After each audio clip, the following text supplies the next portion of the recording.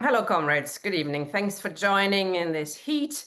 Make the time for Why Marx. We're continuing to look at the question of communists and program, a hugely important question. Last week, we've had Jack Conrad with us, who looked at the relationship between party and program, and he outlined that everything flows from program in the communist point of view, and the organization flows from the program question, not the other way around. We're currently seeing, for example, the Corbyn party is doing it exactly the other way around, so they're going to do a program later sometime.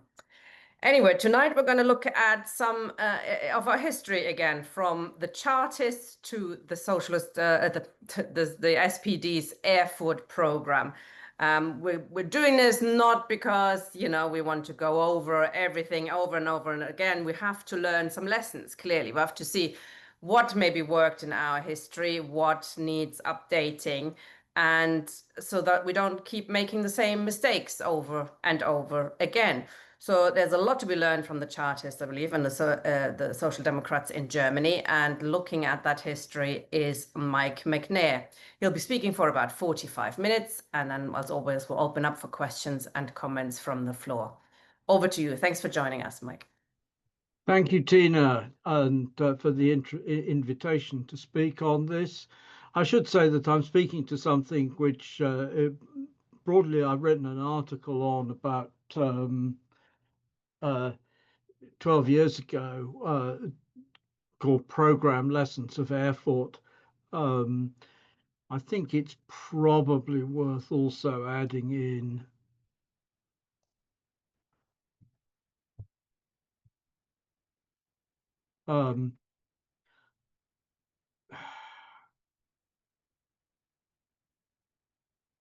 a more recent one from 2020, which is covering a certain amount of the same ground. And in a sense, I've also talked about this in reviewing Bruno Leipold's book on republicanism, Marx and republicanism. The essence of this is going to be very roughly narrative. I'm going to talk a little bit at the end about why the history is still relevant. So we start off with the question of the nature of political parties in general.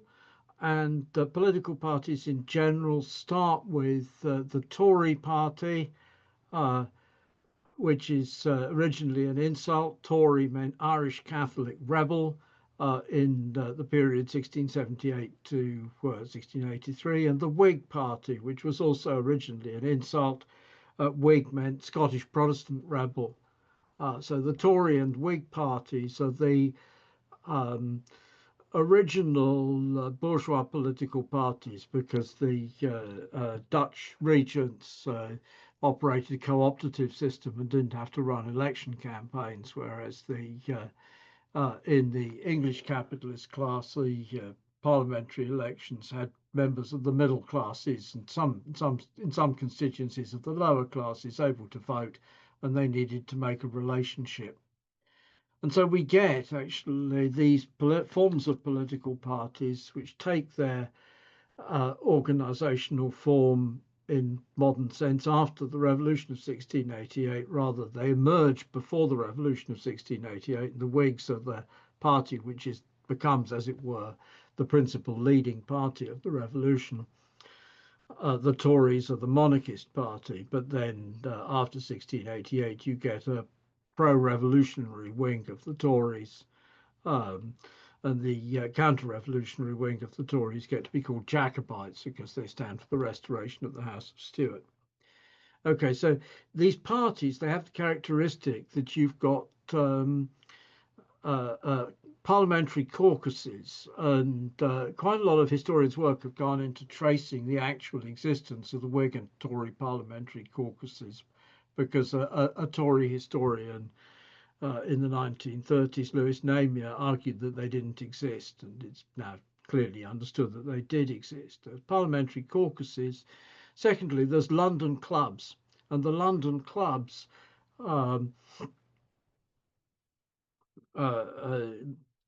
form the relationship between sections of the capitalist class and the parliamentary caucus at national level. So the Kit Kat Club was a Whig political club, and there's another one, the October Club, I think it was a semi-Jacobite Tory political club. And then in the 19th century, the Reform Club was a liberal political club, and the Carlton Club was a Tory political club. And then you have political clubs of the same sort in the localities, which form the nexus of corrupt relationships between your local MP, but also your local councillors, the borough, the alderman, the mayor, and so on and so forth, and local business. And it's the local clubs which then are also the organisers of turning out the vote, among other things, by providing free booze and food for those who turned out to vote for the party, because we didn't have the secret ballot, and conversely organising the intimidation of people to not vote for the other side. And this form of national parliamentary caucus, national political clubs, local political clubs, is actually still the organisational form of the Tory party, though it's got a sort of constitutional structure within this, but spinally the Conservative clubs and the Conservative and Unionist Central Office and the Parliamentary Party run the show, and it's still the form of the Republican and Democratic parties in the United States. And these parties are characteristically, they are ideological. The Tory party is associated with Christianity, patriarchy, totus divisos ab orbo Britannos, the idea of British nationalism. Britain is fundamentally separate from the continent and should, that goes back to the reign of Queen Anne in 1702 to 1713. The Whigs, on the other hand, more engaged with Europe, more free marketeer, more liberal in relation to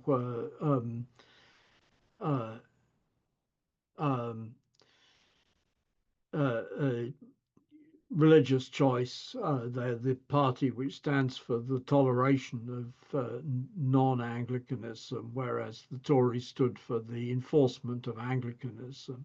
But at the same time, the Whigs and after them the Liberals are also the party of the repression of trade unions and of the working class.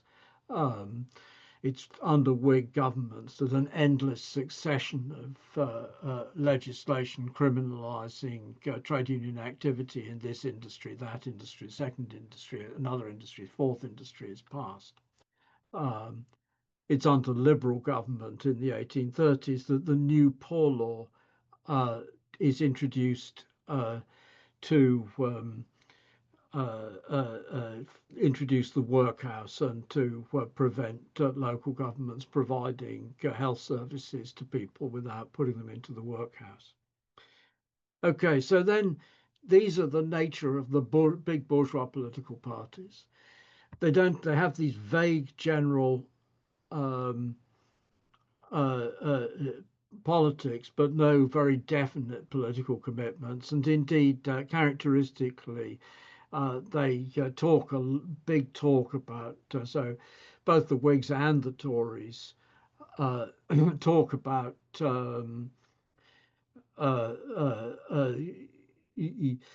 constitutionalism when they're in opposition, and are keen for liberty when they're in opposition, but when they get into government are keen to uphold the effective power of the executive, just as is also true similarly of the Republicans and the Democrats today. So that they wear their ideological commitments lightly.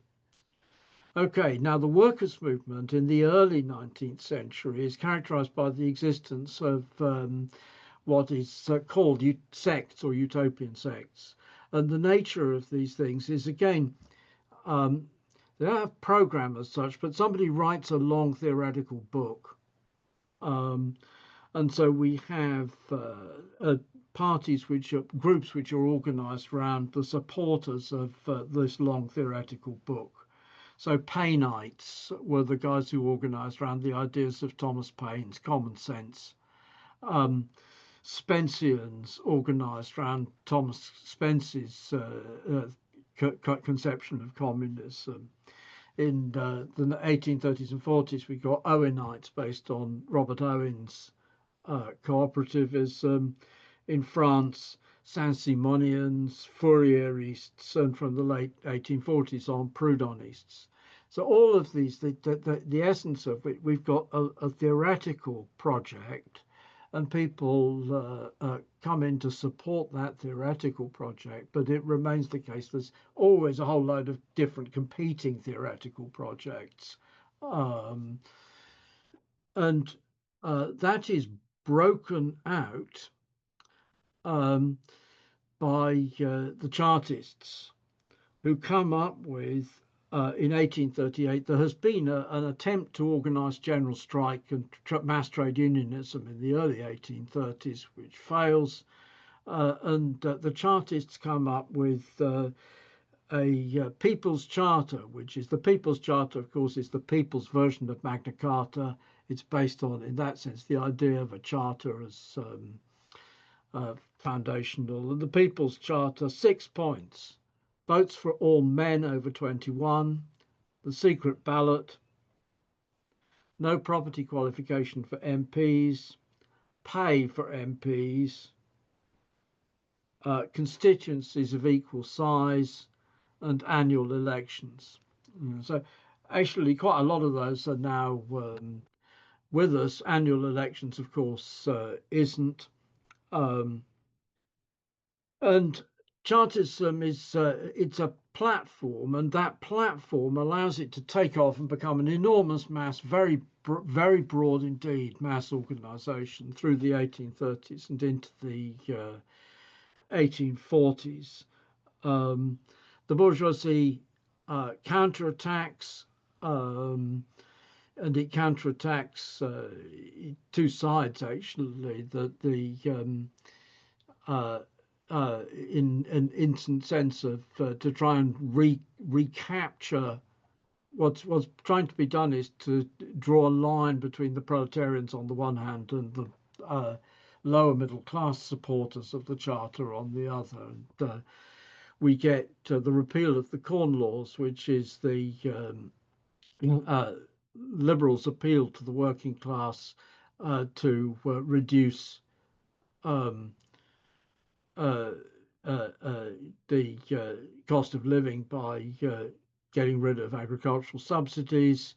And then we get, in response to that, the Tories appeal to the working class with the 10-hour day act to set a limit on the maximum working day. But Chartism continues to be a big significant movement, and it's essentially broken by repression. In 1848, 1849, there's intense state repression of Chartism, and the movement is practically broken. The consequence of the fact that the movement is practically broken is that leftists forget that the significance of Chartism for Marx and Engels. And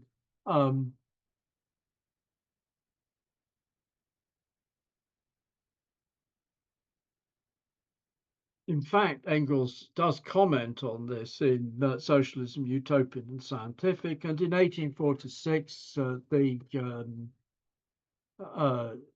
Marx and Engels from Brussels had written to congratulate Fergus O'Connor on his election as Chartist MP. Communist Manifesto has a famous tag, which is endlessly quoted by Trotskyists and others against party organization, which is, but quite mistakenly.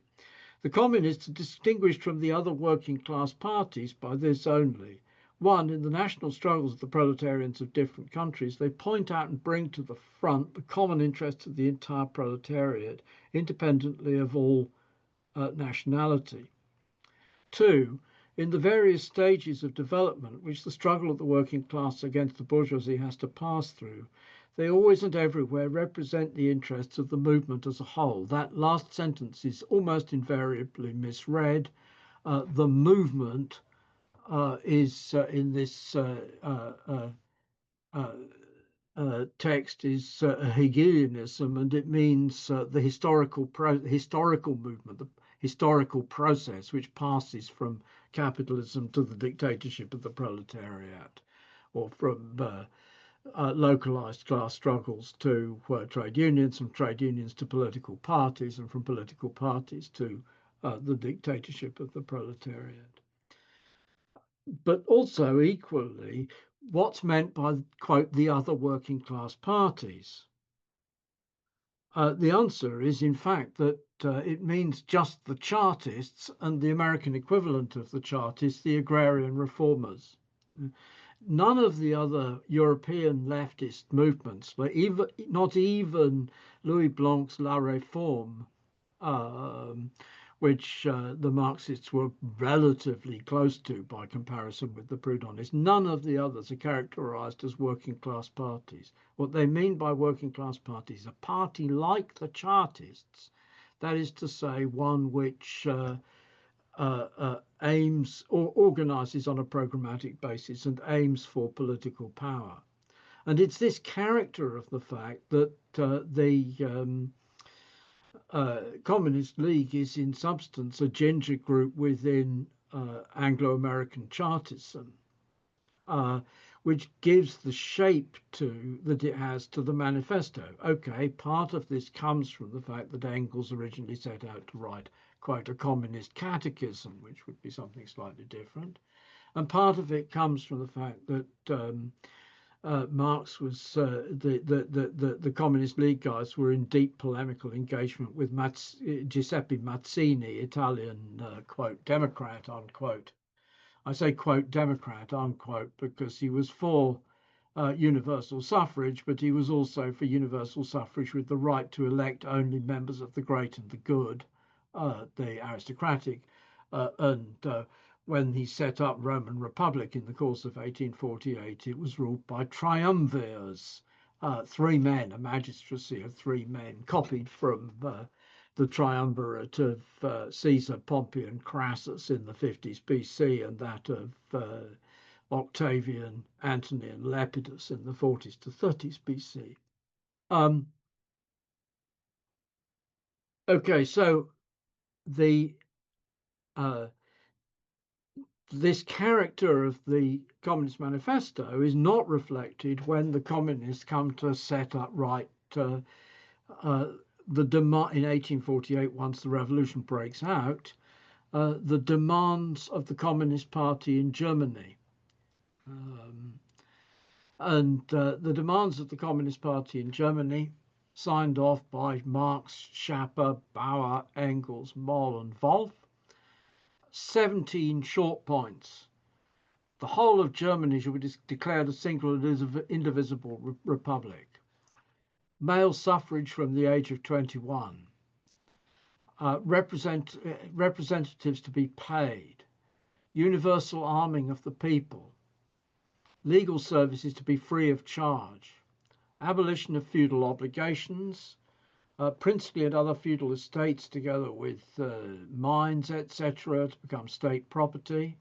Mortgages on peasant lands to be state property, rent to be paid to the state as a tax, state bank to replace all private banks, means of transport to be taken over by the state, fixed equal salaries for civil servants, separation of church and state, curtailment of the right of inheritance, graduated income tax, national workshops, to deal with unemployment, universal free education. So it's like it is a set of demands like Chartism and like the set of demands which there is at the end of the Communist Manifesto, but specifically adapted to the conditions in Germany. Okay, Chartism is defeated. The revolutions of 1848 are defeated.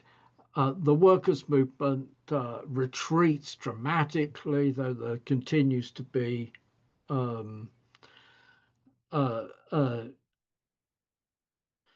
uh, guerrilla struggles of the trade unions. There continues to be cooperative organization and so on and so forth. But it revives as a political movement around the movement in solidarity with the North in the American Civil War, involving the British trade unionists as well as the whole of one sort and another of the European left. And then out of the movement in solidarity with the North in the American Civil War, the next initiative is an initiative to try and create a movement in solidarity with the 1863 insurrection in Poland against the Russians. That is not a long-lasting insurrection. And what actually comes out of this is the launch of the First International in 1864. And First International isn't a program, it's a program producing organization, because quite a lot of what the International does is to discuss what working class policy on issue A or B or C or D should be. Quite a lot of what it does is just ordinary strike solidarity work, which it does actually more ordinary strike solidarity work proportional to its size and life than either the Second International or the Third International does. But it breaks up. It's witch hunted after the Paris Commune. The British trade unionists break. The Proudhonists, who were the other big component of the International, are massacred along with the Paris Commune, and a lot of them sent off to imprisonment overseas and so on.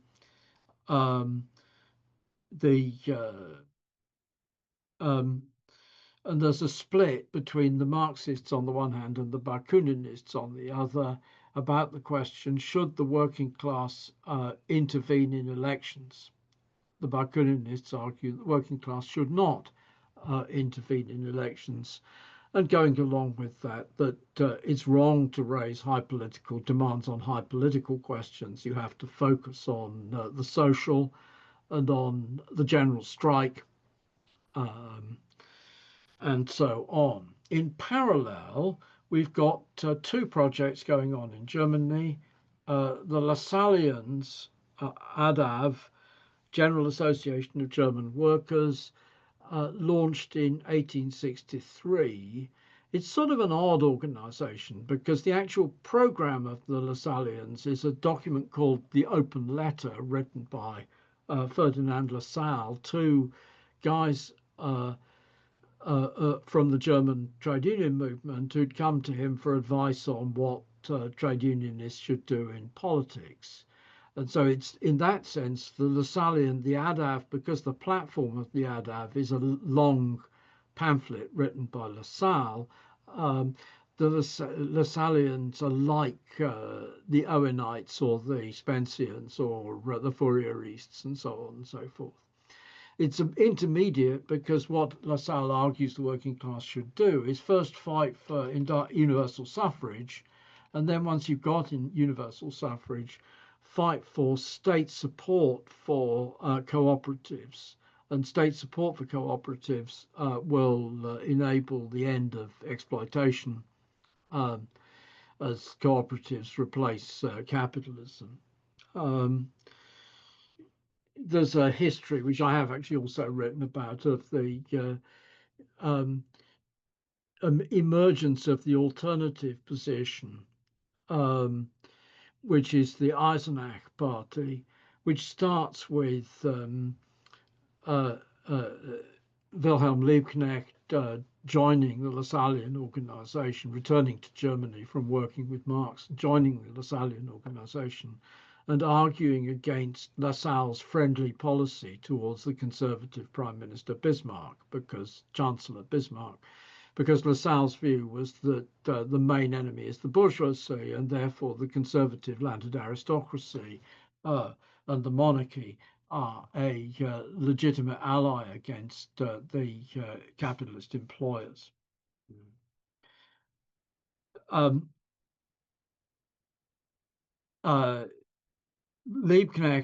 Bismarck has Liebknecht deported from Prussia because it doesn't fit with Bismarck's wish to use Lassalle against the liberals. And Liebknecht goes off to Saxony and constructs a liberal party called the Left Liberal Party called the Volkspartei, the People's Party, along with August Bebel. And then the Volkspartei, there's a split from the ADAV, which is about the anti-democratic functioning of the ADAV rather than about politics. But the splitters join with Bebel and Liebknecht on the basis that Bebel and Liebknecht break up the Volkspartei alliance with the left liberals, and they form the Eisenach Party. And the Eisenach Party is a return to the pattern which is there in Chartism and is there in the demands of the Communist Party of Germany, of a party which is founded not on a elaborate theoretical construction, but on the basis of a outline general conception of the future and a set of concrete and specific demands, which again have political demands as prominent as economic demands. After this, there's again I have written about this, but there's a to and fro between the Lassallians and the Eisenachers, in particular, actually, because Bebel and Liebknecht, as deputies in the North German Parliament, refused to vote for. They abstain on the issue of war credits for the Prussian war against France. Which leads to them getting thrown into jail, and actually the rest of the leadership of the Eisenach Party getting thrown into jail. But then when it becomes transparent that this is actually a war of aggression by Germany disguised as a war of aggression by France, the fact that Bebel and Liebknecht took a principled stand where the Lassallian leadership had actually said, defend Germany, victory to Germany, results in increased, in the medium term, in increased political authority of the Eisenachers. It's still the case that when they fuse, the Lassallians have about 12 or 13,000 members, and the Eisenachers about 7,000. So it's the Lassallians are a bigger organization.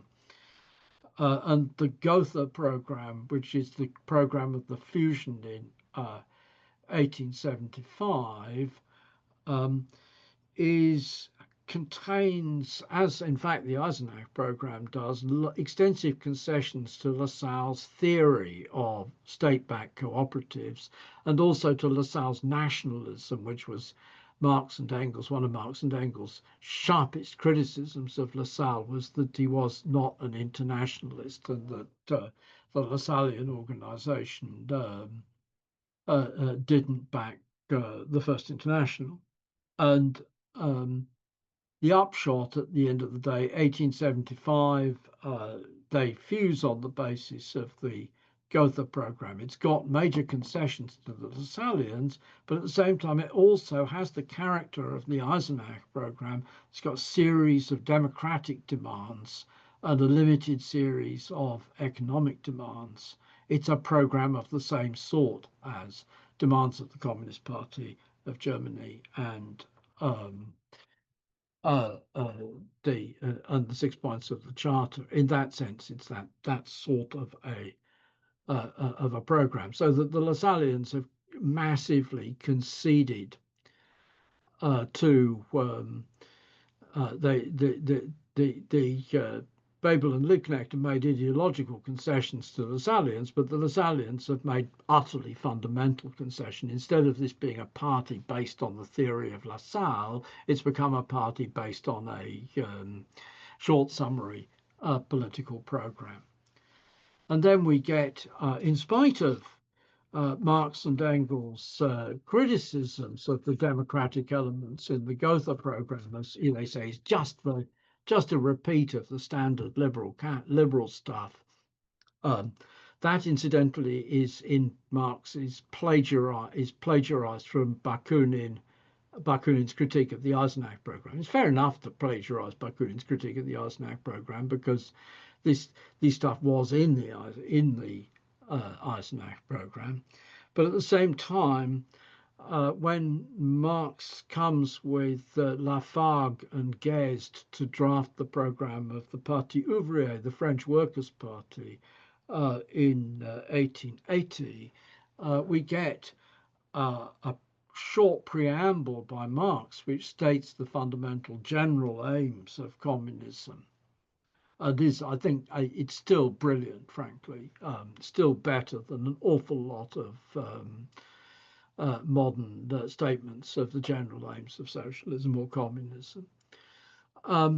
But also then a political section, which is a section of political demands, and an economic section, which is a section of economic demands, which is things like the workers should no longer have to have a positive reference from their former employer to get a job, or rather, you had to be released. You had to have a formal testimonial from your prior employer in order to even apply for a job. The lands of the Catholic Church should be the lands which are said to be Mort Main should be returned to the public. That is to say that the assets of the Catholic Church should be expropriated and become public property. The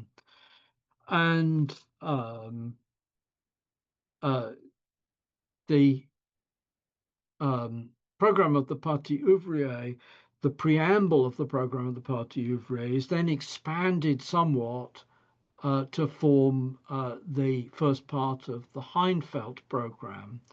The Heinfeld program is the program of the Austrian social democracy adopted when we get a regroupment of a series of different socialist groups in Austria-Hungary in 1889, and they unify on the basis of the Heinfeld program. And the Heinfeld program is the preamble is based on but expanded from the preamble of the Parti Ouvrier, and we again get a series of political demands and a series of economic demands of contingent character of one sort and another. Okay, so then, meanwhile, the effect of the Gotha unification, we start with these two groups of 13-odd thousand and 7-odd thousand, which have gone up and down. They haven't sort of massively grown over the period. The repression has hit them after 1875, but the 1870, but the 1875 unification leads to an enormous growth, and suddenly the tens of thousands of members, the SAPD, as it's called, Socialist Workers' Party of Germany, is winning elections all over the place. The bourgeoisie panics and illegalizes the SAPD in the anti-socialist laws in 1878. But they don't illegalize them standing for election. It's still possible to stand for election as a, quote, socialist, independent socialist, whatever the hell you like to call it.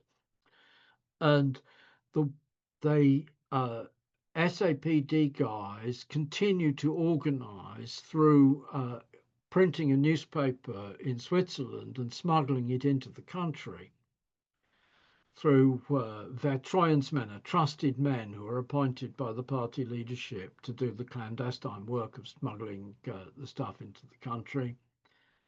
And the ability of the parliamentary fraction to make public statements, and the ability of people in the localities. Obviously, you can organize every time there's an election, you can organize a constituency organization.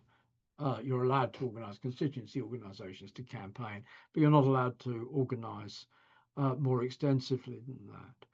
And by 1890, it's clear that the effort to crush the German social democracy by repression has failed. The party is legalized, and in 1890 it sets up its organizational form, and in 1891 it goes about redrafting its program. And the Erfurt program is an initial draft by Wilhelm Liebknecht, which is actually quite close to the Gotha program, and then a series of amendments. The first initial, the opening part of it, the general theoretical part of it, is redrafted by Karl Kautsky with a lot of direction from Friedrich Engels. And in the course of the process, Kautsky publishes the critique of the Gotha program in the Neue Zeit magazine, which is regarded as being an outrage by Wilhelm Liebknecht and Hasselmann and co., who have been involved with the Gotha program. You can see in Engels' correspondence that he says these guys won't talk to me, refuse to talk to me because Marx and I were so rude about them in 1875. Never mind, it just means there's less correspondence for me to deal with. They'll come out of it at the end of the day. And so we get this pattern, and the Heinfeld program, the Erfurt program, we get a similar, the program of the Parti Ouvrier, this pattern of programs in which the idea is that the working class takes power through political democracy, and that it puts forward a series of economic demands which are immediately posed, but the economic demands which are immediately posed are steps on the road to a future socialization.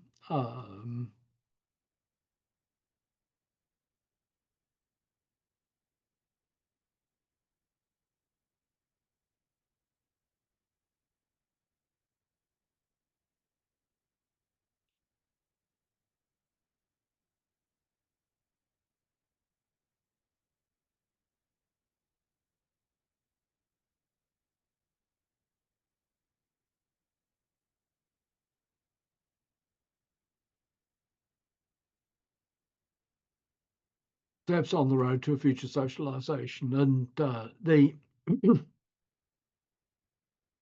effect of this is, just as Chartism, the 6 points of the Charter, allowed you to go beyond theoretical grouplets around Owenism or Spenceanism or Paineism, or to go around beyond. So the method of the demands of the Communist Party of Germany and of the Eisenach and Gotha programs and of the Heinfeld program of the Parti Ouvrier opens up the road to a political party which adds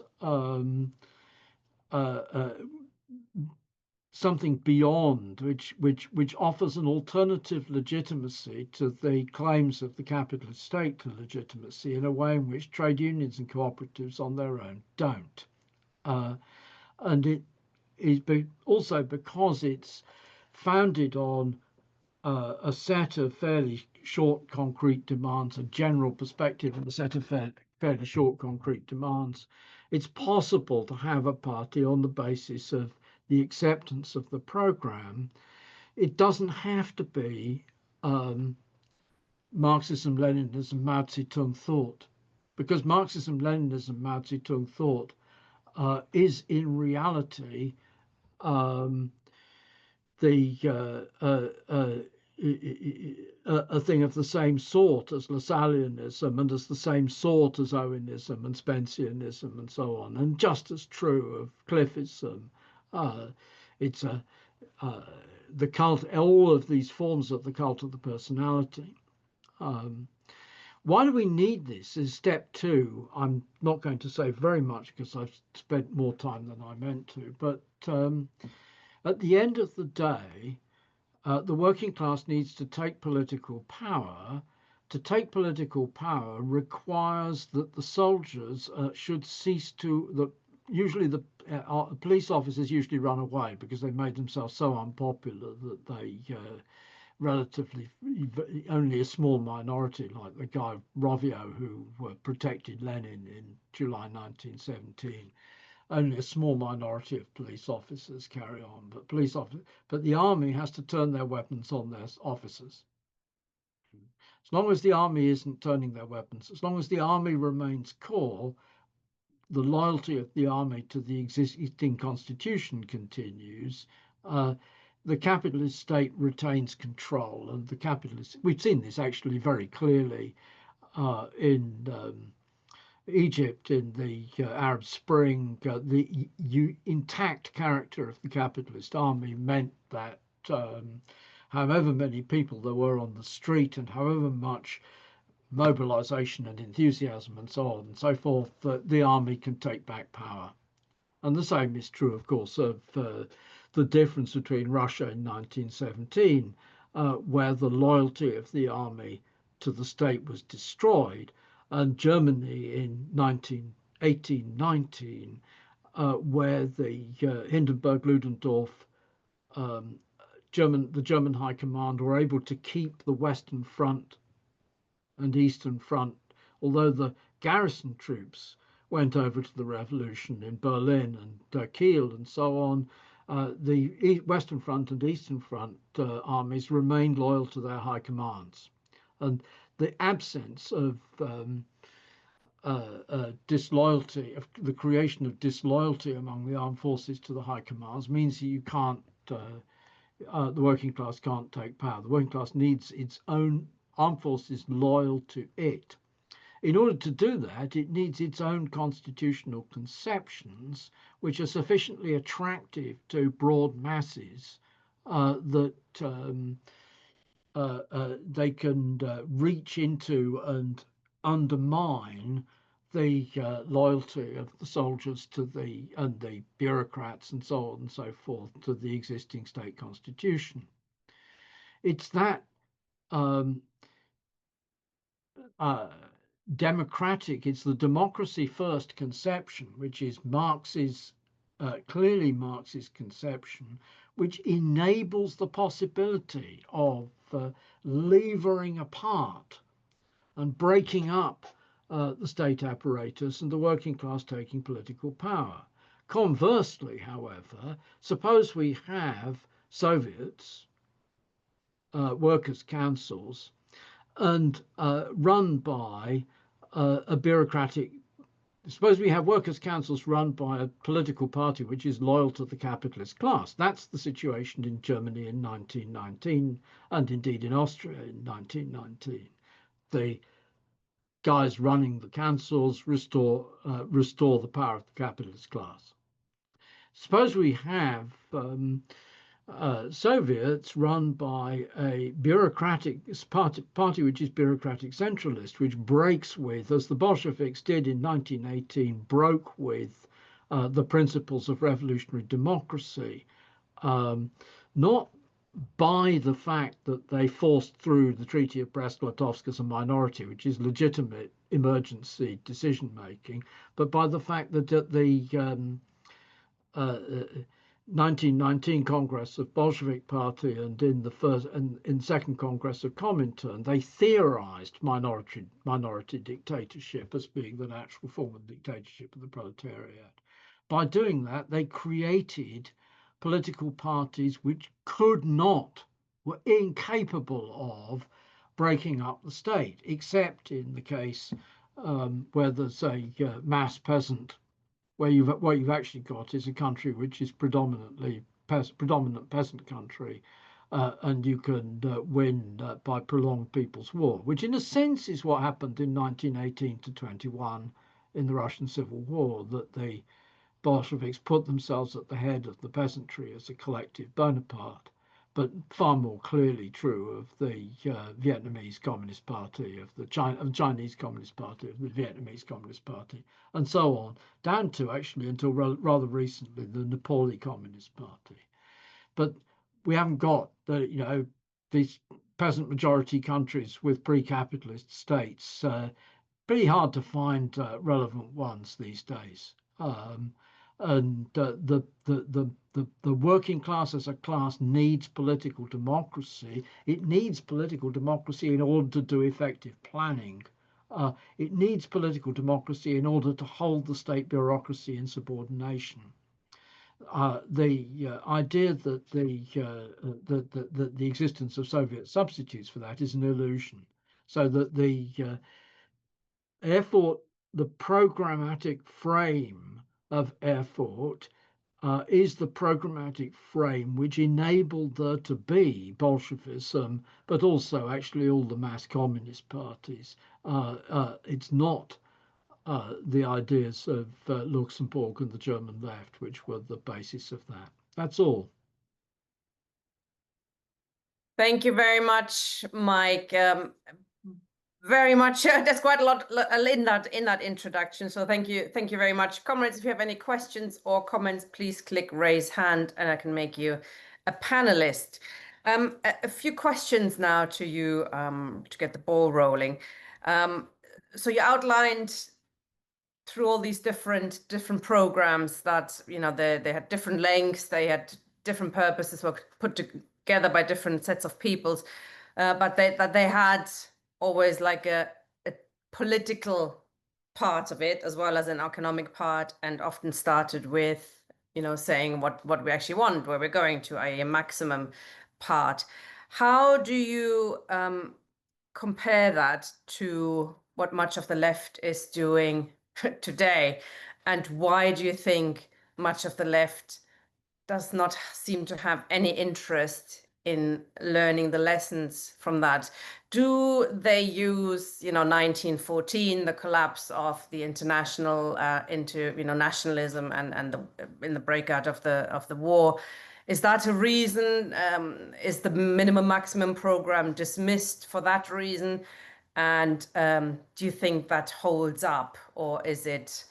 And I know it doesn't hold up. You don't think it doesn't hold up. Why do you think that they, almost all of them, don't accept that the minimum maximum program, as developed by Marx, etc., has us something to teach us?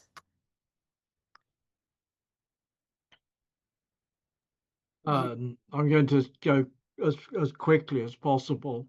The argument that the minimum program is obsolete, or that the minimum program is superseded by the open struggle for power, is made by Trotsky in Lessons of October in 1907. And the point which Trotsky is making is that suppose you try and implement the minimum program, the capitalists will go on strike. They're not prepared to accept the 8-hour day. They'll run away. We know that, actually. It's perfectly obvious. It's true even of the very minimal reform proposals of the Hollande government in France in 2011, 2012, €40 Mitterrand. It's just normal practice of the capitalists to withdraw their capital unless they get what they want. Okay, so Trotsky then says, then the consequence of that, we can't combat that withdrawal of capital without expropriations, which is also true. And therefore, that means that the difference between the minimum and the maximum program is gone, which is wrong because expropriations by a state is not the maximum program. The maximum program is a classless, stateless society. He's confused the maximum program with just extensive nationalizations. Okay, so then step 2, I don't know how far back Luxembourg goes, but Parvus argues that the minimum program is misconceived because it demands democracy, and that's to run your head up against Parvus Alexander Helfand, aka Israel Lazarevich. For some reason, we have no idea what his actual surname was. We've just got his first name and his patronymic. Russian names, first name, father's name, surname. We don't know what the hell Parvus's surname was. Parvus is a pseudonym. Alexander Helfand is a pseudonym. Anyhow, Parvus argues in 1914, well, he argues in 1912 that you need to cut down on the democratic stuff, because if we go for economic planning as the center of the program, we can win over sections of the middle classes who understand that capitalism is already logically moving towards cartels and monopolies. Yeah. And in 1914, Parvus argues that it's because the uh, uh, social democracy passively insisted on fighting for the democratic element of the minimum program and not entering into coalitions that it's rendered useless. And the essential thing is for the social democracy now to get in on side and back the German war effort, because that's what's needed in order to not be passive. Luxembourg actually runs arguments which I think are her own, but also borrowed from Parvus in December 1918. As she says, the minimum program is obsolete. It's the same sort of argument as Trotsky. Essentially, that the maximum program is seen as just being nationalizations. Um, and that stuff is all set on one side because Parvus, of course, he's on his way out of the workers' movement. He becomes simply an agent for a guy called Stinnes, who was a steel magnate for agitating for the European unification. Luxembourg is killed. The maximum program only line is denounced by Lenin.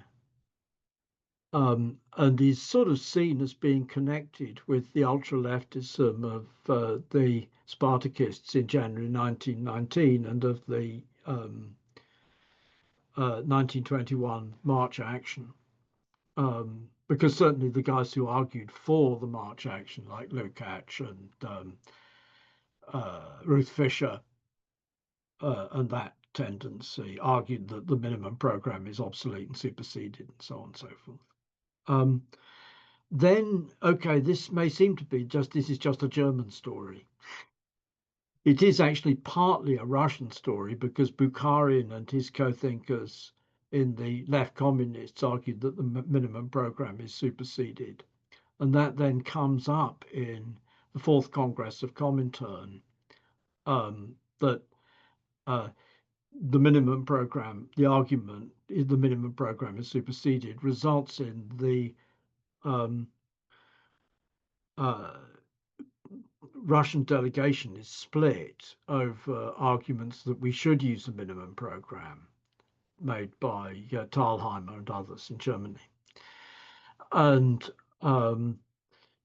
the Russian delegation being split, they reach a fudged agreement whereby instead of calling the demands minimum demands, they call them transitional demands.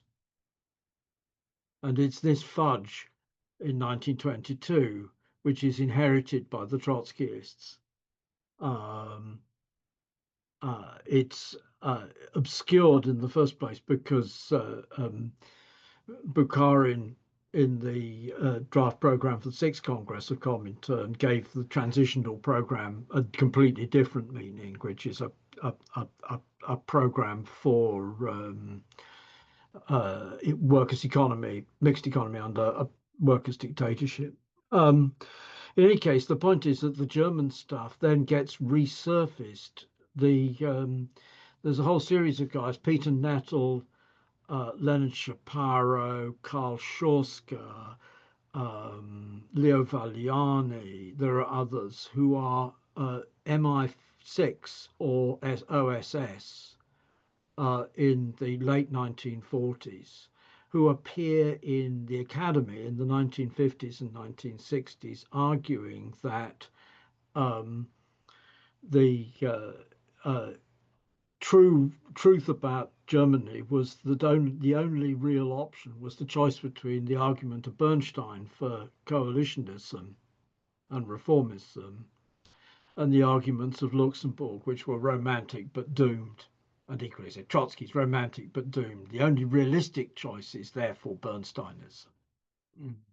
But the left, in general, has picked up and accepted the arguments of Nettle and Schorska, and Nettle and Schorska in particular, Shapiro less so because he's more sort of history of the CPSU person, and Valiani because he's an Italian and writing in Italian, so there's less of it. But the left has picked up and accepted these arguments.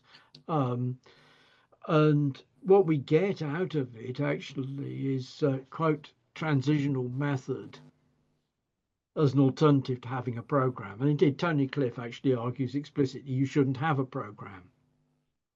Neil Faulkner, writing not long before his death, 5 years ago, you shouldn't have a program. It's the idea that you should have a program is the sectarian poison which results in the left being so splintered.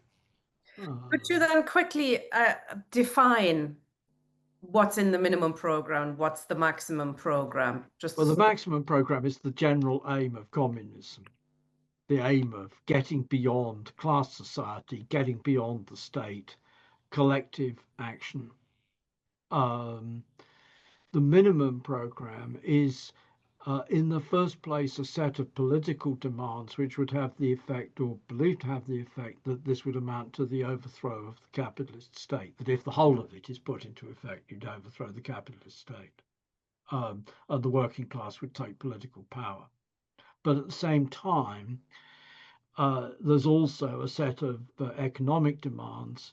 Marx says of the ones in the Parti Ouvrier, these are ones which have arisen from the class itself. This is actually also true of quite a lot of the stuff which is in the immediate demands in the CPGB's draft program. That, you know, it's not the case that we came up with this stuff, pull this stuff out of our heads. It's largely stuff which has come out of demands raised by the workers' movement itself, the economic elements of it. Although technically they are, you could put them in. So that the point is, yes, in theory, but in essence, that you can implement all of this stuff without abolishing money. Whereas the sliding scale of wages, sliding scale of hours, which Trotsky proposes in 1938, if you actually implemented it, it amounts to the immediate abolition of money, because sliding scale of wages, sliding scale of hours means we just share out the work among everybody. Sliding scale of wages, however, we are saying that your wages are going to be paid on the basis of a basket of which the Workers' Council decides what's in the basket, a basket of goods. So actually, in order to do that, if you do that, you've immediate money. It's no longer money, because the basket of goods is defined by the workers' councils. So that in fact, what you're proposing is the immediate introduction of rationing as an alternative to money, but it's not transparent that that's what's happening in the sliding scale of wages demand. So that it's in that sense, yeah. So the point is the minimum program. We aren't going to get rid of the petty bourgeoisie all at once. So we have to be able to continue to use money to trade with the petty bourgeoisie. So the minimum program, therefore, is a set of the stuff which is in there is given by what's objectively needed. Yeah. But it's defined in a way that it's not the complete abolition of private property and money. It's a set of demands in the interests of the working class, which hold the capitalist class in unequivocal subordination. And so, for example, in relation to small businesses, you know, our program says small businesses will be obliged to pay the minimum wage. We're not going to make small business exceptions in relation to the minimum wage. We're not going to make exceptions for children in relation to being paid the minimum wage.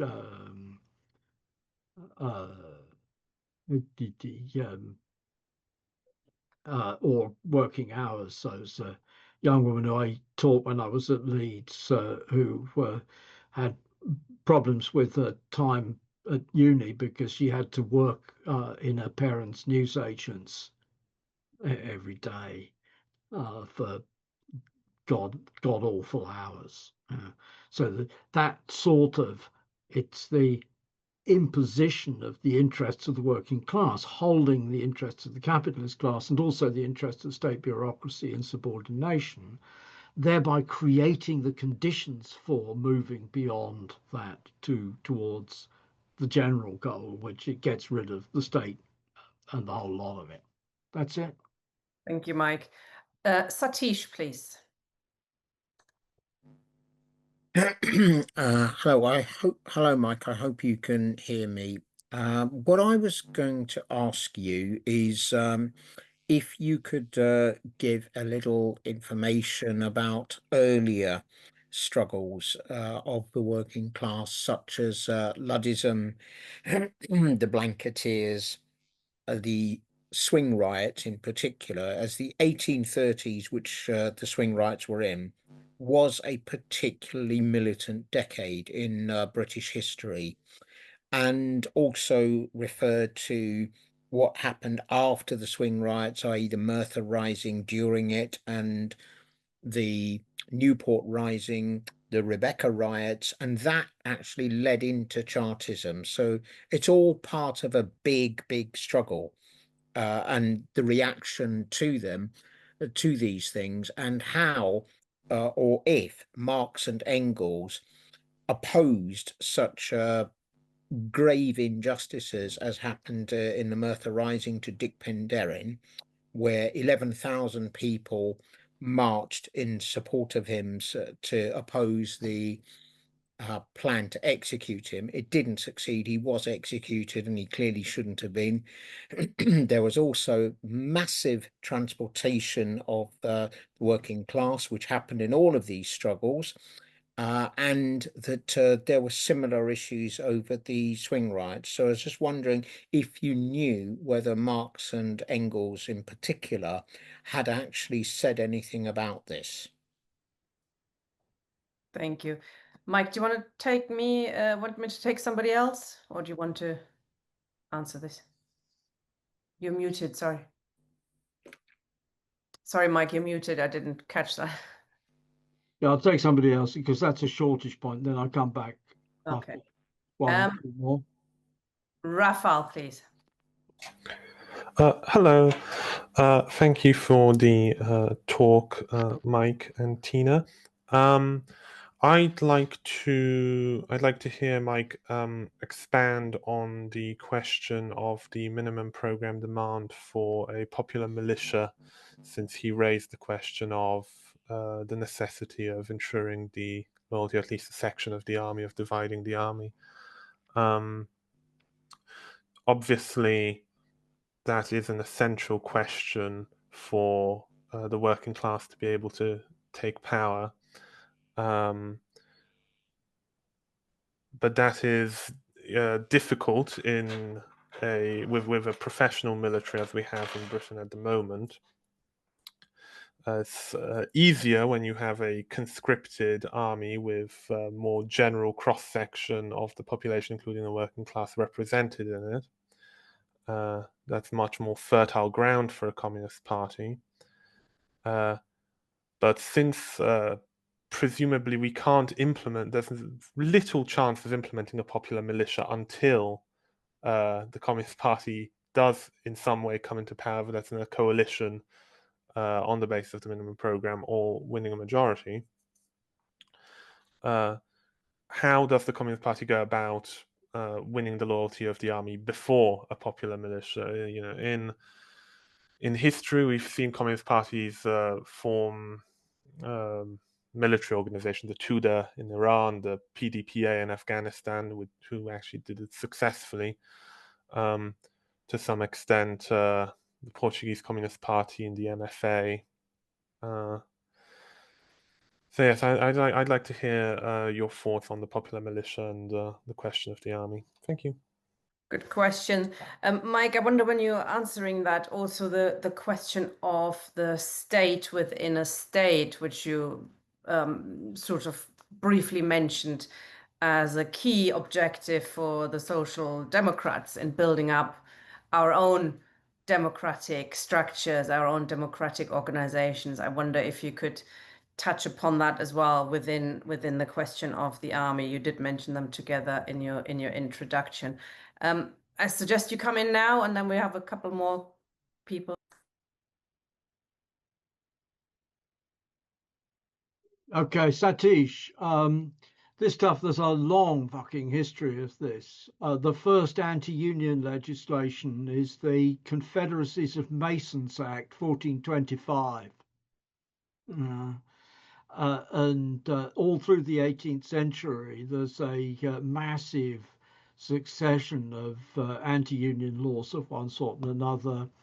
I've studied myself. There's a case where the judiciary invents law called the Case of the Journeyman Tailors of Cambridge in 1721, where they say that conspiracy to raise wages is a crime. And they say this on the basis that an agreement to do anything is a crime. So extraordinary piece of judicial legislation. And then by the 1730s, we've got a precedent of an indictment for conspiracy to refuse to work more than 16 hours a day, to the great loss and damage of the employer. And this stuff is going on, being enforced all through the 18th century. I agree. Ned Ludd, it's the chronology is slightly different. Ned Ludd is machine breaking as a tool of class struggle. And of course, the thing of its being Ned Ludd is something which goes back to the peasants' revolts that we have pseudonymous.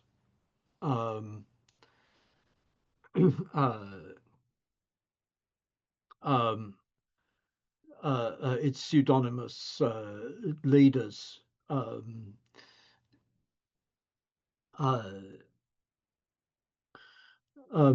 But it certainly, yes, Ned Ludd then leads to a temporary legalization of trade unions in 1825 on the basis that they say, well, the laws, Ricardo's work shows that the laws of economics will force wages down to subsistence levels anyhow. So we don't need to criminalize trade unions, but very rapidly the guys do indeed want to criminalize trade unions. And so criminalization of trade unions returns, and we get to, yes, Captain Swing is endeavors to unionize and to organize agricultural workers, the Blanketeers, Merthyr Uprising, etc. I think there's probably some comment on some of this. There's certainly some comment of various sorts from Engels. Yeah, how much there's comment from Marx, I don't know, because Engels is the guy who has more personal knowledge of English politics and of the British politics, the British Labour movement. But and Engels' condition of the working class in England is, again, it's sort of, there's an element of, but it's there. The issue, in a sense, is that Chartism represents a shift away, and it represents a shift away because of the defeat of the strikist perspective. The strikist perspective, the mass struggle, the sort of direct actionist perspective is defeated, but it doesn't go away. It's present within the Chartist movement, and it, as you say, Rebecca and Merthyr Uprising and all of that stuff. Popular militia, universal arming of the people. The short answer to this is yes, we can. It is in principle possible to win all of this stuff under capitalism because, hey, look, the Swiss armed forces are organized on the militia basis. The right to public right to bear arms is in the US Constitution. The extraordinary level of disarmament of the working class, much greater than it was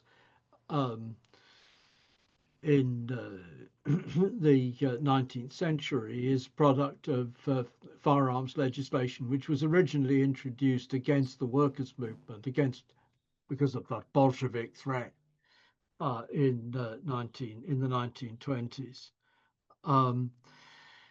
If we were large enough, yes, we would, and indeed actually quite small organizations, the French Ligue Communiste Révolutionnaire, the Portuguese Liga Comunista Internacionalista, the Mandelite organizations organized clandestine work in the armed forces, though it was easier to do that because it was conscript armed forces.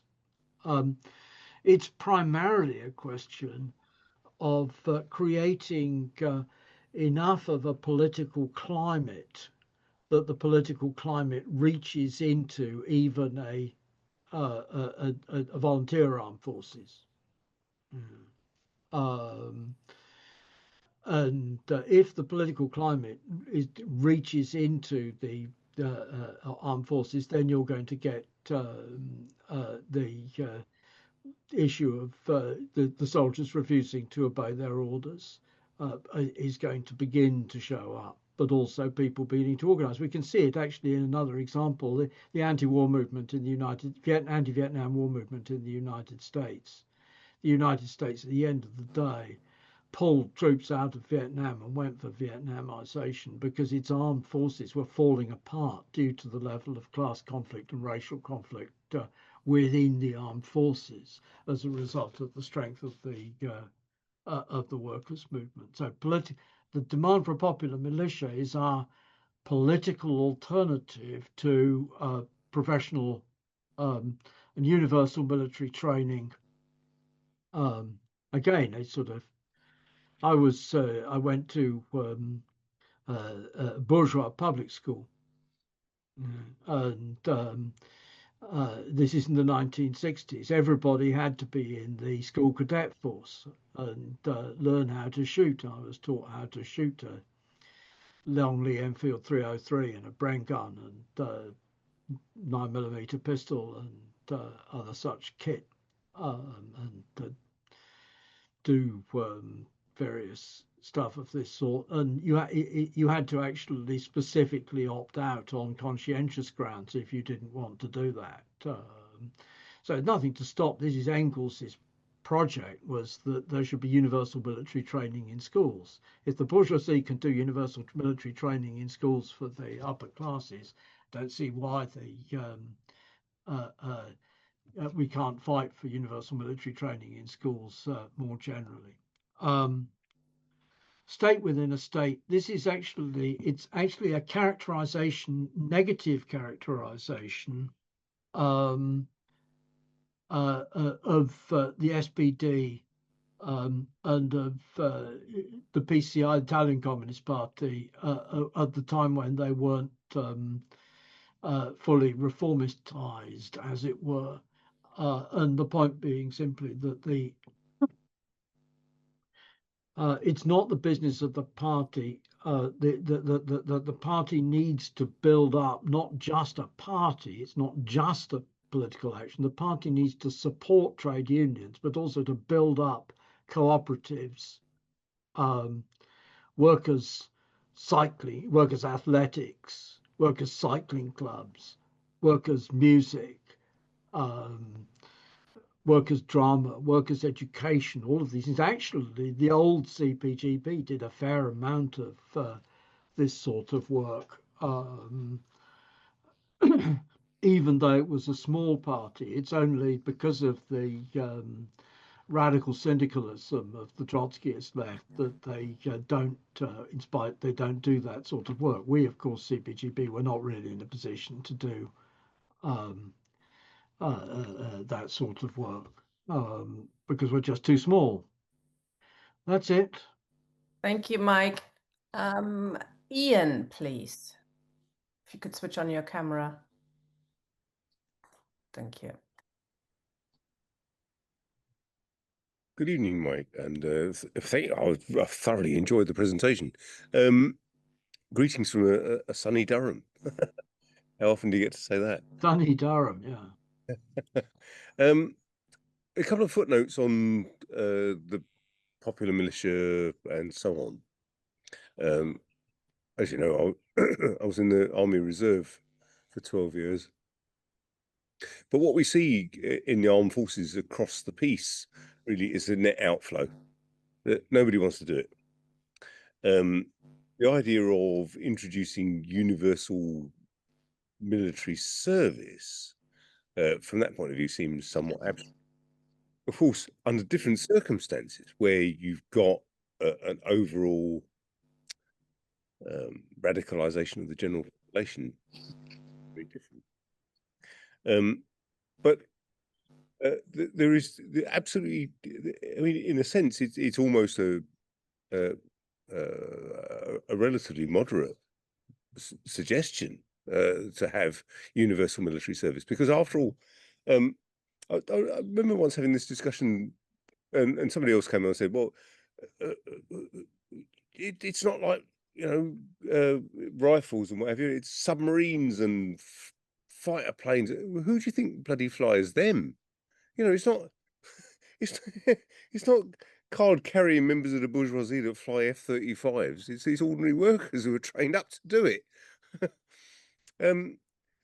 So the other thing I would just like to say as a kind of a optimistic point, although there is a kind of net outflow from the armed forces because no one wants to do it because it's increasingly badly paid, the bourgeoisie actually don't seem to care about their armed forces.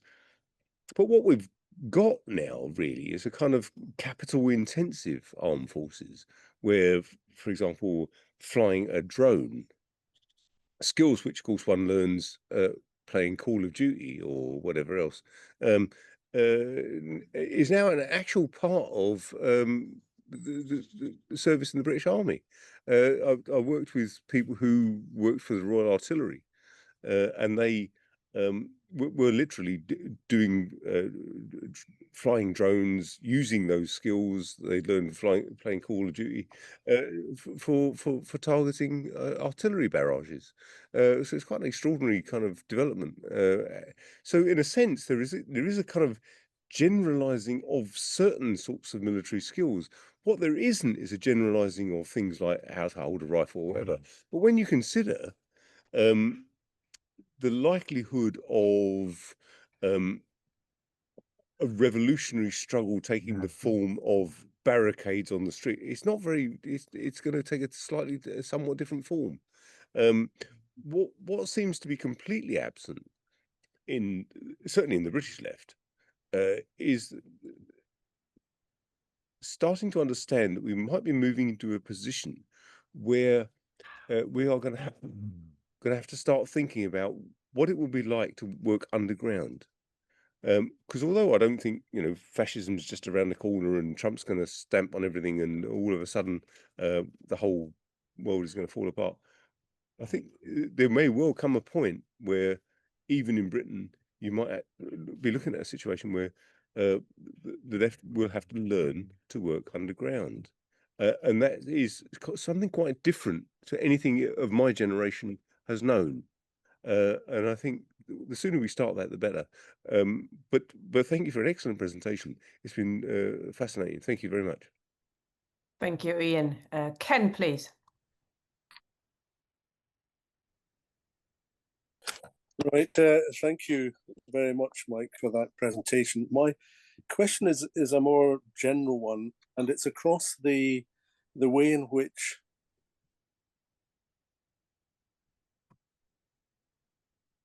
Oh, Ken, I think he's stuck. Not Oh sure. dear. Oh. Try again. You're back now. I'll switch your video off. That sometimes helps. Try again, please. Okay. Can you hear me now? Yes. Yes, I can hear you. Yeah. Okay. Yeah, my question is how left groups have communicated their programme over the period you've covered, and how far that has changed and evolved, and how successful any of those changes have been. I mean, originally, one assumes communication might have been done verbally because there wasn't much availability of printing and there wasn't much literacy. As literacy improved, how far did the communication depend on circulation of documents? How far did people have specific meetings to explain their programming? And what other changes were there across the, a couple of centuries, say, in the way that the program was communicated outside of people, who weren't already in the movement, as it were? Thank you. Thanks, Ken. Mike, we've got two more people with their hands up. Do you want to answer now or take them first? I think take them, and I'll come back after that. Okay, doc. And please. Hiya, can you hear me? Am I there? Always. Okay. Thank you very much, Tina. Thank you. Thank you. I'm sure someday we'll meet up and we'll hug. I would like to say that, okay, I'm not going to go over the same old over and over and over again. You know where, we of the, communist left, if you want to use that term, we don't particularly like it. We were the left opposition to Stalinism. I think we all are. We don't support any bourgeois state formation, national liberation, lesser evils, or any of that sort of thing. But I'm not going to go into all that. I want to ask something quite specific. I think Lenin. I think we all like a bit of Lenin. Lenin wrote, "A democratic republic is the best possible political shell for capitalism." And he also went on to write a few lines later, "It establishes its power so securely, so firmly, that no change of persons, institutions, or parties in the bourgeois democratic republic can change it." Marx also eventually came to the conclusion that we cannot simply take hold of the state. So in one way, some of the earlier anarchist critiques were founded, but I think Marx self-corrected, and he self-corrected well, and we see later on. But the working class cannot simply lay hold of the ready-made machinery and wield it for its own purposes. So, as I understand it, I think that the CPGB agree that at some point in time, and I think what Ian said is completely relevant to what I'm trying to say. At some point in time, the gloves will come off. So, however that happens, the gloves will come off, and it will come down to violence, and likely, as Mike says, does the army stand, or do whatever forces of repression exist come over to our side, or do they remain loyal? But I want to ask a very, very specific question.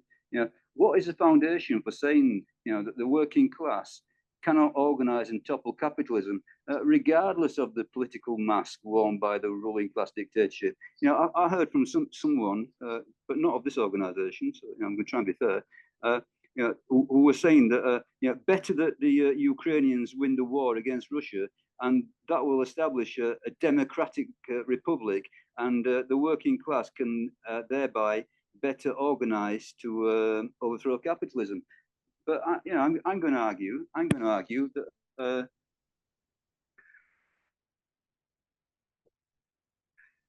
or at least I'm going to ask, yes, why do we need this democratic shell? Why is it so necessary? Why do we need to talk in terms of some sort of stage where we get rid of the monarchy, a House of Lords, etc.? I think that if the working class puts this system under threat, and exactly in the way that Ian said, then the veneer of democracy, rights, and rule of law, and all anything of that nature will be put to one side, and the ruling class will attempt, might not achieve it, but will attempt to do whatever it takes to maintain the reality of its class dictatorship. I think there's no avoiding the creation of independent, self-created working class organs. Because at some point in time, as I say, the gloves will be off and the democratic pretense will be gone. And so, a significant layer of the class has to be involved in these class-wide organs. And we also need, as I think that Mike will agree, a political organ which is advocating the power of the working class. So I see the political organ advocating the power of these class-wide organs. Any other formulation won't work. So the class-wide organs in themselves are not sufficient. But I think these class-wide organs that gather the working class in general, at least a significant part of the working class, will have to stand up against a state willing to drown a revolution in blood. I think it could be argued, I'm not arguing myself, but it could be argued that revolution is facilitated by an overtly dictatorial capitalism. For example, Italy 1943. In Italy 1943, under Mussolini, and I think that this strike was led by the Italian Communist Party, or at least it shakily began by the Italian Communist Party. So on March 5th, 1943, epicenter in the Fiat Mirafiori plant, there was a strike, and within a week, over 100,000 workers were out on strike. That occurred under fascism, yes. So, and what about the various struggles under Stalinism? Hungary, Poland, 1980. I know none of them became revolutionary, yes, but a revolution is a very, very difficult thing. I think so far we've only had one revolution. 1917. That's it. We've had one attempt at world revolution. No more. Historically, and this is going completely going back to what Mike was saying, so completely relevant, I believe. The British working class, in conditions of repression, death penalty, I don't know, transportation, whatever, an ugly situation, put the system under threat, demanding a radical democracy with annual parliaments, as you said, Mike. And whatever the shortcomings of the movement, it's obvious that the real aim is not for some sort of, some ideal political scheme. It's the elimination of the horrific conditions imposed on the working class. They had no legal rights and representation, but they're still organized, and the ruling class trembled. And I'm going to stop. I'm going to let you, if there's anything that you can add to what I'm saying. But I think that all the talk about democratic rights and stages which involve sort of like conquest of political power within the context of a bourgeois republic. Are not a necessity for the working class, and in fact, at least, a double-edged sword, enabling the ruling class to contain an otherwise revolutionary class. Okay, Mike, hopefully I've been reasonable. Thank you very much. Gershom, please.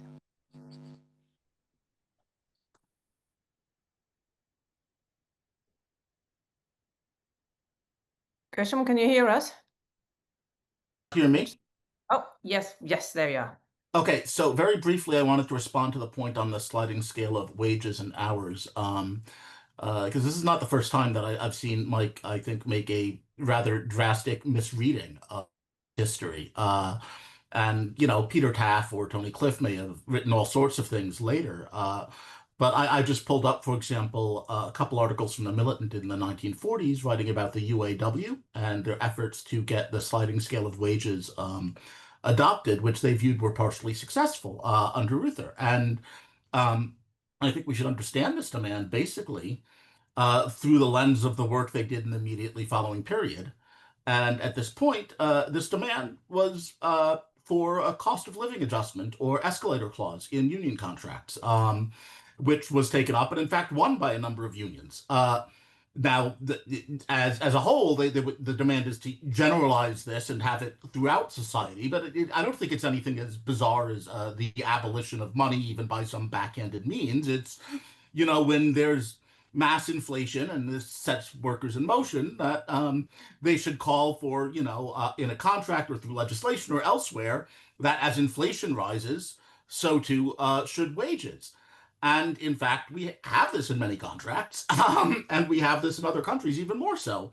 So I think it's just very bizarre how this is now then interpreted to be something obviously other than what was intended.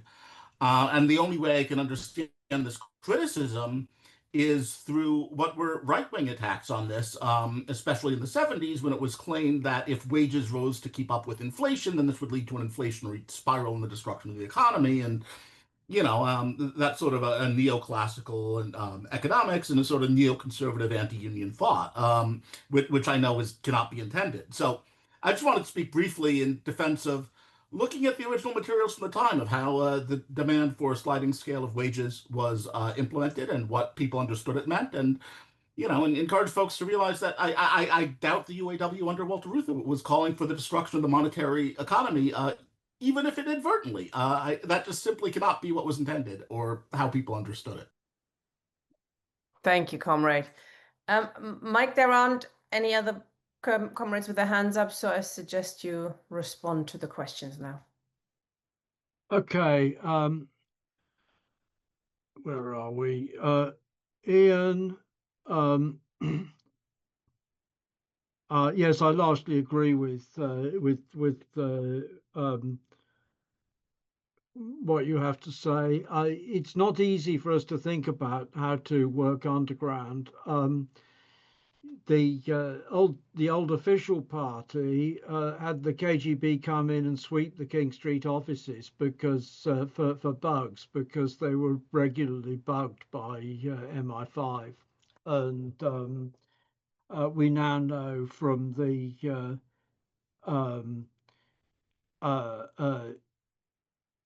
release of documents that the RCP of 1944 to 46, the Trotskyist organization, MI5 had full stenographic minutes of the meetings of their political bureau, which either means that it was bugged. I think most probably it was bugged, but it could equally be the case that it was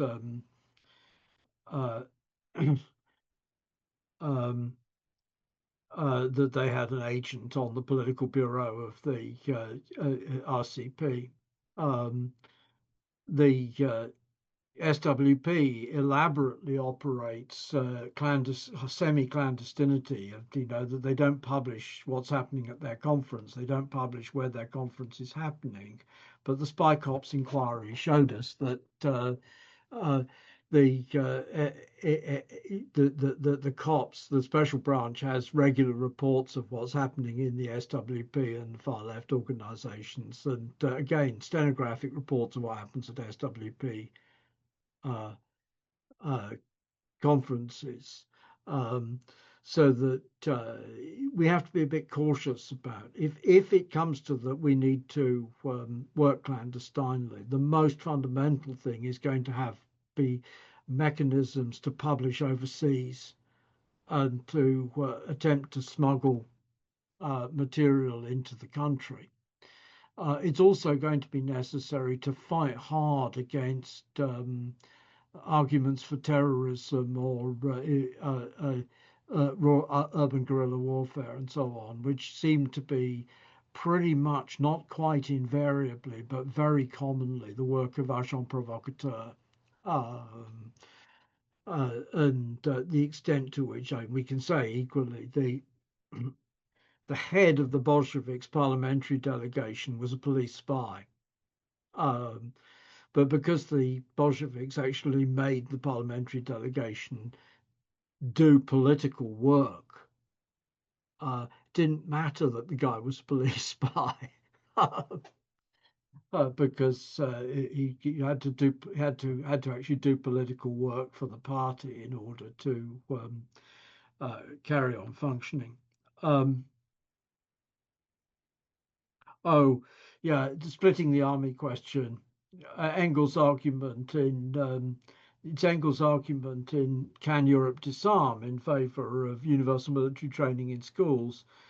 Engels' argument in his introduction to the class struggles in France, his 1890s edition of the Introduction to Class Struggles in France, he says we have to think of the socialist revolution as taking place not like the French Revolution with street demonstrations and barricades, but like the overthrow of paganism in ancient Rome, where the Diocletian and Galerius and these guys went after a mass pogrom of the Christians.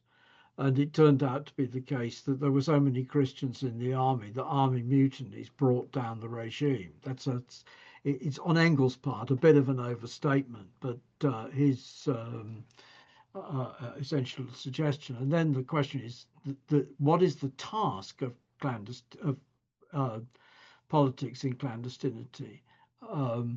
Again, the task of politics in clandestinity is to get the political ideas out by publishing, to publish overseas and to smuggle the stuff in somehow by whatever means exists, to find, and of course this was the problem which the Trotskyists had. It's also a problem, again, Trotsky, we now know, and in fact the CIA knew at a very early stage that Trotsky believed that there were a lot of Trotskyists in Russia. The reason for that was because his correspondence with Russia was completely controlled by the KGB. He had agents run by the KGB in his actual, right at the center of the international Trotskyist organization. So the ability to work clandestinely, it's a serious political problem. I don't know what the modern answer to it is. Ken's point, this relates, I guess, to Ken's point, how does the left communicate? Actually, when we talk about the 19th century guys, there's really quite high levels of print and high levels of relatively high levels of literacy in the urban working classes. And you can see that actually just the industrial archaeology. The guys who work in the factories, there's all these damn safety notices and so many fines. You will be fined 5 pence, etc., for not making your grade, etc., etc. The employer expects the workers the urban workers to a considerable extent to be literate. But if there isn't literacy, then it's a question of spreading stuff through print, but from print to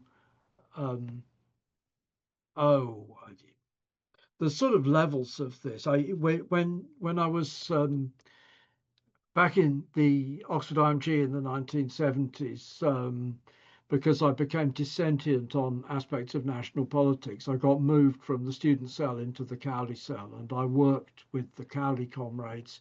The students basically stood at the factory gate and handed out A4 duplicated bulletins, of which the first 3 pages were stuff about what's going on in the plant, the current state of wage negotiations, speed up, victimizations. And the 4th page was something taken from the Red Weekly, which was our paper, or something more general. So that you start with, as it were, you've got a central paper, central organ, central forms of publication that enables people to take stuff and spread it. And people take stuff and spread it. Quite often it may be the case that people take stuff and spread it which you don't expect. So before my time in Cowley, the branch put out the leaflet, and the membership just came out on strike at midnight, called for a speaker from the International Marxist Group, which the comrades were not prepared for. They didn't expect to be in the leadership, because they weren't the official leadership of the trade union or anything like that. But that sense of that you set stuff in motion and it spreads.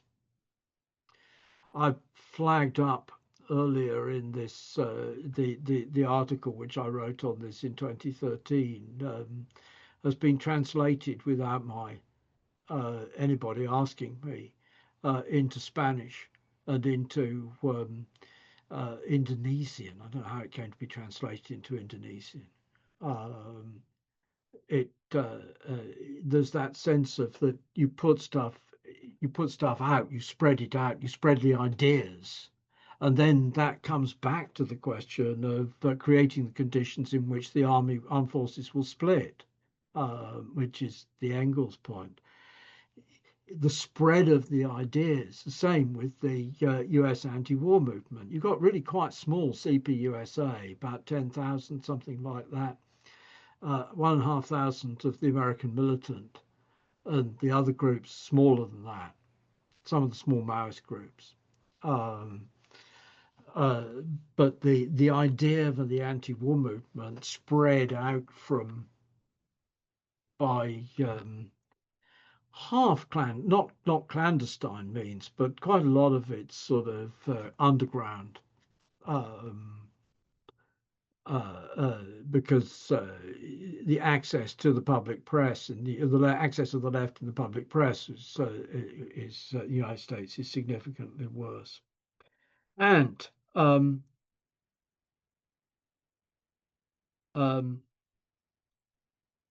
the Democratic Republic. This is an interesting one, and it's an important and interesting one. My understanding is that in Marx and Engels in the 1840s, 1850s, the concept of the Democratic Republic is the regime which the working class will create, which holds the bourgeoisie in subordination. Having said that, in the 1880s, 1890s, we've got in the very early 1880s, in fact, Marx argues at the Brussels Congress of the International that Parliament is sovereign in Britain and the Netherlands, and in consequence, if you win the elections, you can just take over. Now, that's quite an radical misconception. I mean, I'm perfectly happy to say Marx was wrong on that. That's a radical misconception, because it fails to understand the role of the monarchy, which you have in both Britain and the Netherlands, fails to understand, and to which in both Britain and the Netherlands, the armed forces officers swear allegiance to the king or the queen, as the case may be, not to Parliament or the Constitution. And it fails to understand the role of the judicial power. I referred to the judiciary inventing anti-union laws, and of course the 1906 Trade Disputes Act, the history of the 1960s and 1970s is to a considerable extent of the judges loopholing the Trade Disputes Act in order to find ways to make trade unions liable to employers for strikes, which is then taken up and adopted by Thatcher and co, but it's judicial legislation in the first place. So Marx, the idea of the Democratic Republic, Marx and Engels, Marx, not so much Marx, but very clearly Engels in the 1880s, writing about the United States, writes about the United States as, quote, a democratic republic. But it's obvious the United States is a republic, but it's not a democratic republic. It's a mixed constitution, which has elements of democracy, which are the vote and freedom of speech and the right to bear arms and trial by jury.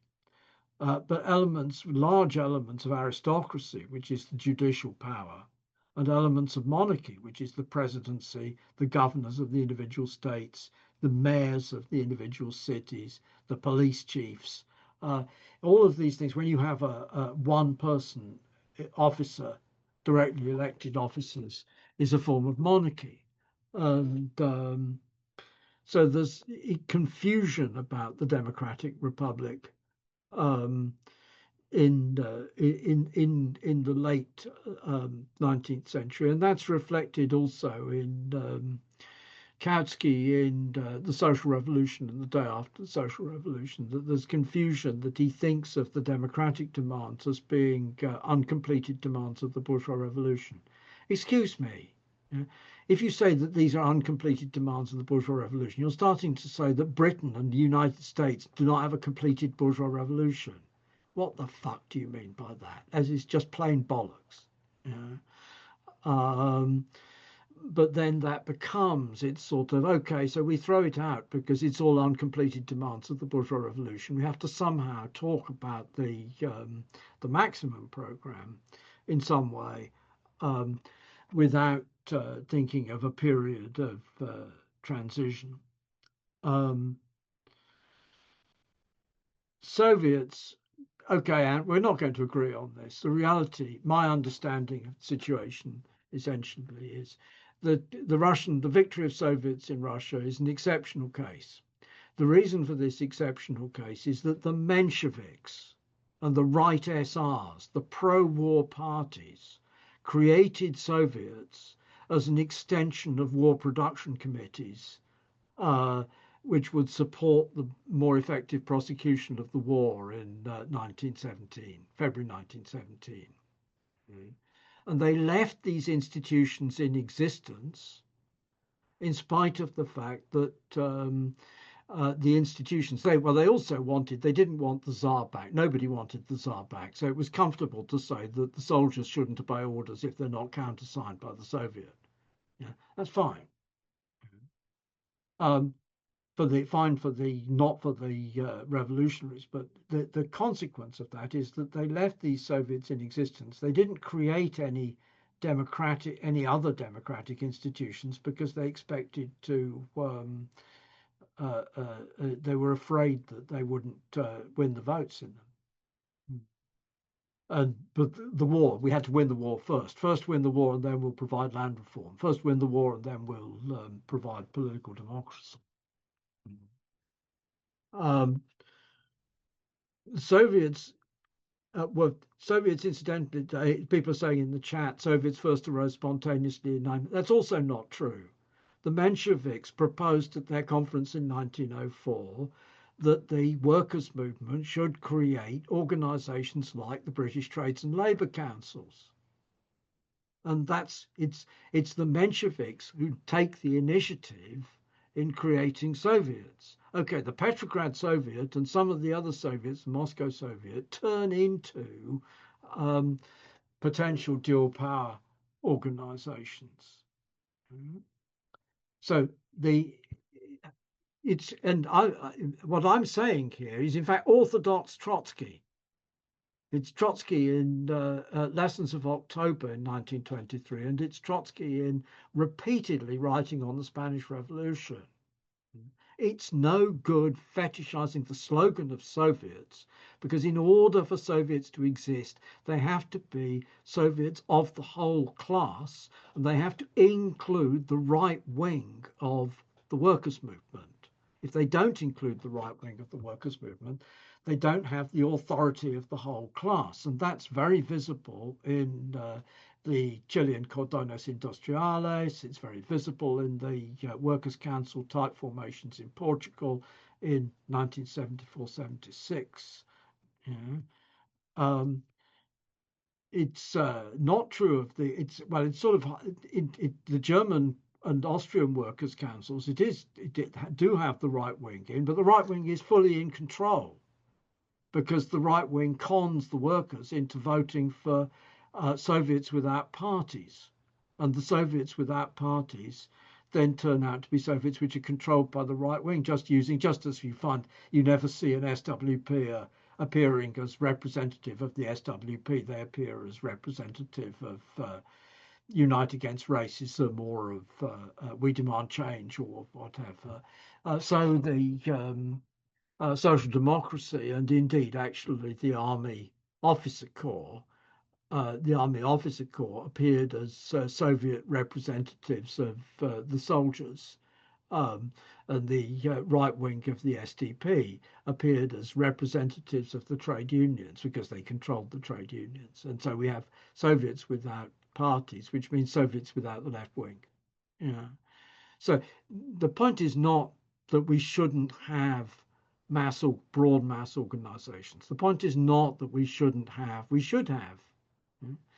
I've been around when in the 70s Oxford Trades Council did very effective anti-fascist work, controlled by combination of the Trotskyists and the hardline wing of the Communist Party. A lot of the trades councils did great work, and of course that's why the TUC crushed them and reduced them to being radically subordinate to the full-time officials. Same way the combine committees. Yes, the working class can throw up, but what the working class throws up does not solve the problem of central political authority, and it does not solve the problem of the plan. That relates to Gershom's point, which I think is completely misconceived. It's not that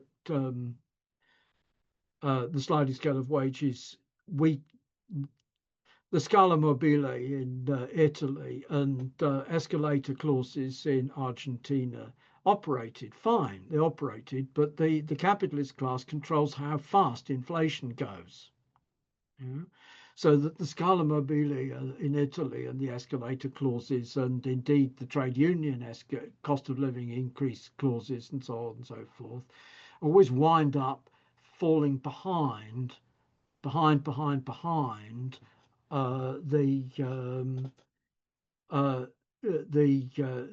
rate of inflation. And that was already the case when people did get cost of living agreements in Britain in the inflation of 1974 to 76. Yeah.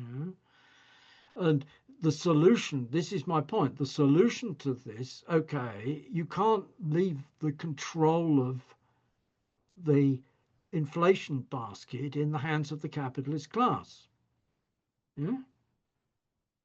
In order to make cost of living clauses work in the interests of the working class has to control what's in the inflation basket. And in point of fact, we've got the exact opposite, that the capitalist class has invented, quote, consumer price inflation, unquote, which excludes rent. Excuse me, how the hell does it come to be the case that the rises in the cost of living don't include rises in rent? And then when we look at the basket, actually, the CPI basket, if we had economists who did it, we find that the CPI basket is skewed in favor of the interests of the middle class. It's largely about consumer durables and other such things, and the weight of food goods and housing is out of it. Weight of food goods is marginalized, and so on and so forth, so that we get underreporting of the rate of inflation, the purpose of which is to render useless both wage bargaining for that and these escalator clauses or Scala Mobile arrangements, or etc., etc., etc. Okay, so if the working class then controls directly, have workers' councils, workers' control of the inflation basket. What that actually means is that by having workers' control of the inflation basket, we're deciding in the workers' council what every working class family should be getting. And we're deciding it in terms of material goods rather than cash money. We need it because it's R40. It's not just the case in relation to inflation at 10 to 20%, between 10 and 30%, which we had in Britain in the 1970s. It's R40 if you're talking about hyperinflation like Germany in 1923 or Zimbabwe in the early 2000s. So the point is that this is, there's two possibilities of what the sliding scale of wages means, and I don't think Trotsky meant a sticking plaster which will be demoralizing because it fails to keep up with the rate of inflation. It's a the meaning is precisely that the working class should create Soviets in order to exercise control over the shopping basket. And that does entail, in reality, the replacement of money wages with rationing. Okay, the underlying issue, the other side of it, this was And this was a slogan which was addressed to the circumstances of Russia in 1915-16, Britain in 1914-15, France, same period, Germany in 1917-18. The difference essentially is that in Russia, in first Russia, France, and in the Allied countries in the First World War, they didn't introduce effective measures of economic planning and rationing, with the result that there was not quite hyperinflation, but very serious inflation. And in Germany, they did in 1914 introduce Kriegssozialismus, economic planning for the purposes of the war.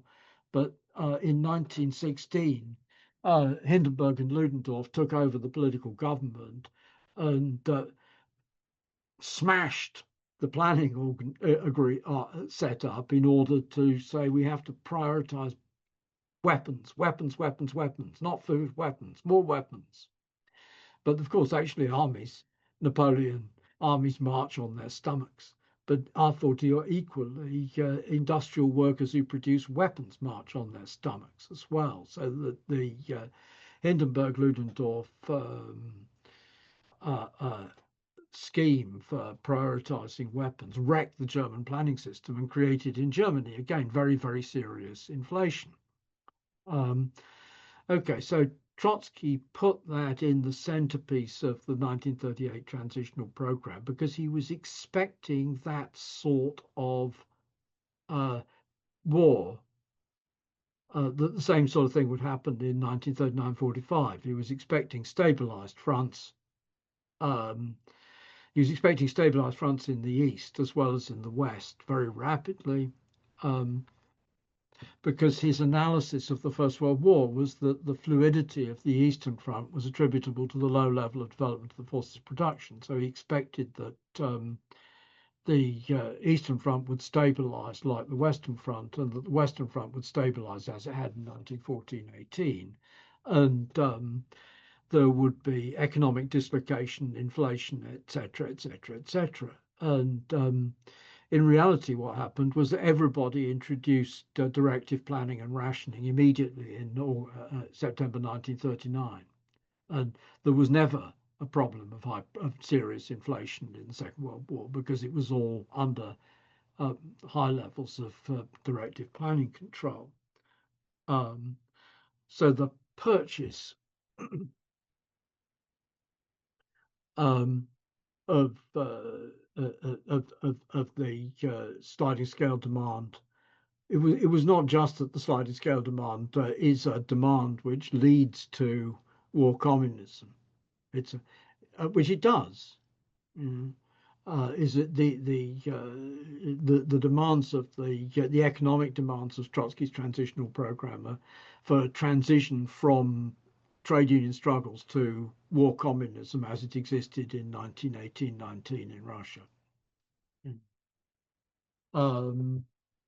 It's not just that; it's also it had no practical purchase on the situation of the 1939-45 war, and hence the point that the Trotskyists were marginalized. They weren't marginalized because the Stalinists killed lots of them. Stalinists killed a lot of them, but they were small to start with, and their political line had no purchase because it was adapted to the conditions of the First World War and not of the Second. So that's on the sliding scale of wages and hours. I don't think I'm misreading it at all. I think it's Gershom is misunderstanding. Gershom is completely misunderstanding this because this is a policy which has been, yes, it's fought for by Trotskyists in the 1940s and fought for by Trotskyists in the 1940s. It means merely what trade union agreements for wage escalators. But in the conditions of inflation which we had in the 1970s, trade union agreements for wage escalation fought for, won in Italy, won at the national level, and useless, led merely to demoralization. So it's not science fiction. It's Trotskyists were U.S. to Trotskyists were United States. The canon says that the SWP has replaced the CPUSA as the mass party of the American working class. The SWP had 1,200 members. CPUSA at that moment in time had 60,000. It's just wildly unrealistic examples of official optimism. I think. There's one other thing, I guess, is just the democracy and the importance of political democracy in the program is not just a question of that we need to fight for democracy first. In the first place, actually, this Soviet experience shows that you can't do economic planning without political democracy. Secondly, we have mass workers' organizations and a load of small trot groups which serve merely as instruments for the capitalist class. And they serve merely as instruments for the capitalist class because they have no political democracy. They're managerialized. Just as the city communes were monarchized and merchant princeized in late feudalism, so the workers' organizations are monarchized and managerialized, and as a result, actually, the working class is blocked from effective organization. In order to overcome that, it's necessary to fight for political democracy. Jerry, mass slaughter. There weren't any fucking mass. The only mass Trotskyist organizations were in Vietnam, Indonesia, Bolivia, and the Vietnamese were split. The Bolivians, of course, were totally unaffected by the war, but then were split and rendered useless in the revolution of 1951-52. The Indonesians, they were still around and alive considerably later, but went down in the general massacre of Indonesian communists in 1965. That's it. Thank you very much, Mike. Thank you also for answering all these questions and comments from the floor. Interesting discussion. Got a bit heated in the chat. I've referenced in the chat also Communist University to 2025, which starts at the end of July and goes on for a week. And Mike and other comrades will be there where comrades can continue the discussion. Thanks very much, Mike, also for answering all those questions in some detail. Next week, we're looking at the Party of Rear. Mike mentioned it in his introduction. Ian will spend some more time looking at the program and the party itself and how Marx was involved in writing said program and what it can teach us. Thank you very much, comrades. Thank you, Mike, and we'll see you next week, hopefully. Bye-bye.